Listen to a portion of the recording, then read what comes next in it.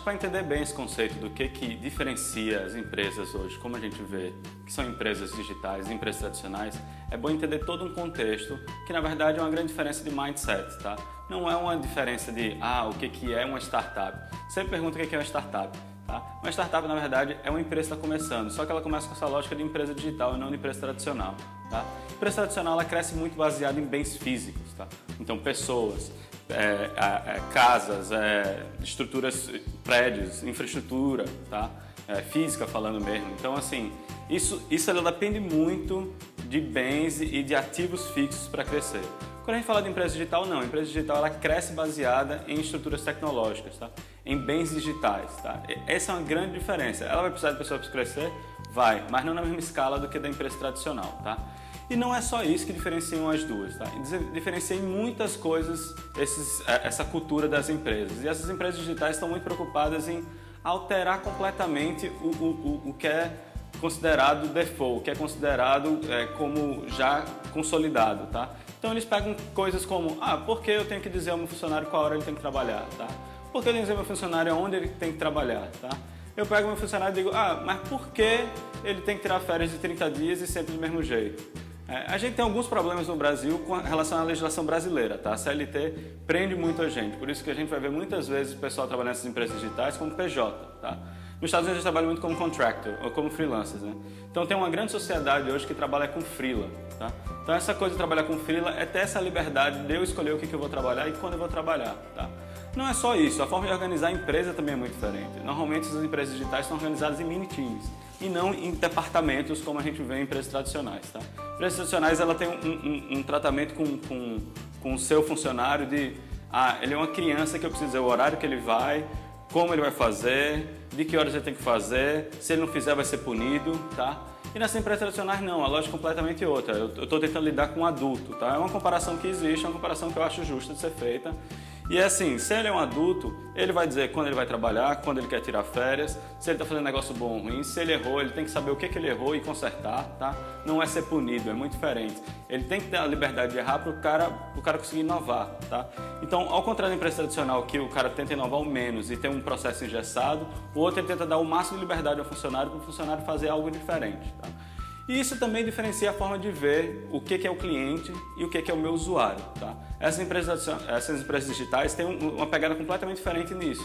Ela nem sempre o usuário dela é o cliente dela. Tá? É bem diferente isso de uma empresa tradicional, que normalmente o cliente é o usuário deles. Tá? Por quê? Qual é o grande lance?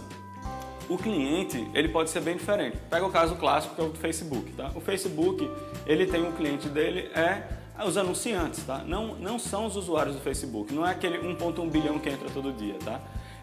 Aquilo que entra todo dia são os usuários, tá? E essa lógica ele tem muito consolidada, então os usuários ele tenta não estressar os usuários.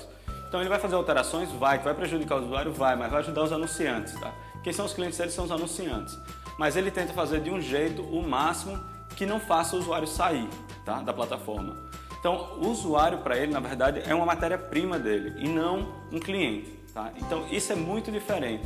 Então, nesse esquema todo, eles também revolucionaram muito a forma de ganhar receitas. Tá? Então, tem várias formas diferentes de ganhar receitas. A grande conhecida, como é o Facebook, como é o Google, como é os joguinhos, tá? São os ads, as propagandas. Tá? Eles têm isso muito arraigado e são considerados empresas de publicidade. O Facebook, quando você pergunta, ou o Google, quando você pergunta, eles são empresas de publicidade. Eles não são empresas de TI, nem são empresas de busca, nem são empresas de rede social. Tá? Eles se vendem assim para a grande mídia, mas até para os funcionários deles, eles se vendem como empresa de publicidade. Tá? Isso é muito importante entender. Os joguinhos também têm outras formas, e essas empresas também têm outras formas, de não só vender ads, eles vendem serviços e produtos digitais agregados. Por exemplo, um Angry Birds da vida, um Clash of Clans, eles têm um outro jeito de remunerar, que é vendendo itens dentro dele, é o freemium, né? Ou então ele tem aquela coisa que ele vende dentro um upgrade para aquilo. É bem comum isso hoje nos apps, e em joguinho hoje já é cerca de 80% da renda deles. A publicidade caiu cada vez mais e está hoje em cerca de 20% desses que tem o modelo freemium. Continua tendo modelo só em ads? Tem. Continua modelos que vendem o aplicativo? Continua. Todos esses funcionam, tá? Mas assim, eu estou pegando os casos mais clássicos de cada um. Também é muito conhecido o modelo hoje de SaaS, né? Software as a Service.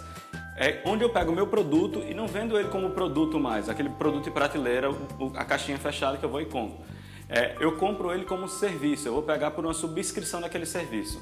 Ele vai ser diário, vai ser mensal, vai ser anual, tá? Eu tenho várias formas de fazer isso. Eu trabalhava para uma empresa chamada OnCase, que trabalha com modelo de subscrição, vendendo Pentar. Ele tem a versão até grátis, que eu vou chegar lá e falar como é a questão do software livre, que é um contexto todo diferente que existe dentro disso. Tá?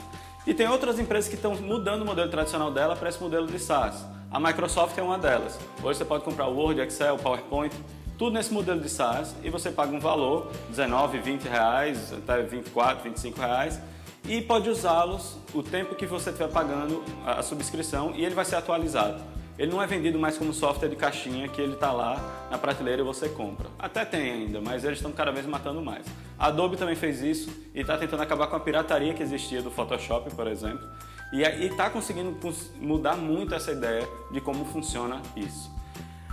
Tem também os serviços agregados. Os serviços agregados normalmente são serviços que não só vendo dentro, mas eu posso dizer, se você pegar isso, é uma versão premium. Quem se usa muito disso? A comunidade de software aberto, de código aberto, tá? O open source. Qual é a grande diferença? Eu posso ter software grátis, que os joguinhos, por exemplo, a gente tem muito disso, mas eu também posso ter software que, além de grátis, ele tem todo o código dele aberto. Por que a maioria das empresas abre o código delas? Umas é porque elas não veem isso como diferencial, elas veem como executar isso, tá? E a outra coisa é que isso é um imenso canal de distribuição. Eu gasto muito menos com venda, porque eu estou deixando a pessoa testar e sentir e ter confiança naquele software antes de chegar e vender um serviço para ela. Por isso que a maioria das empresas de código aberto vai ter um cadastrozinho que você vai preencher, porque ele está preocupado em pegar aquele e-mail para manter o contato com você. Tá? Então, essa indústria de código aberto, ele usa de todos os outros. Quando ele lança o grátis, tipo o WordPress, ele tem um grátis, mas ele tem propaganda no grátis dele. Ele vende serviço agregado? Vende. Tem uns plugins que ele vende a mais. Ele vende outros produtos em cima disso? Vende. Você pode pagar o WordPress Premium, né, o wordpress.com, e usar aquela conta numa forma de um serviço que ele está prestando. Ele vende o produto dele como serviço.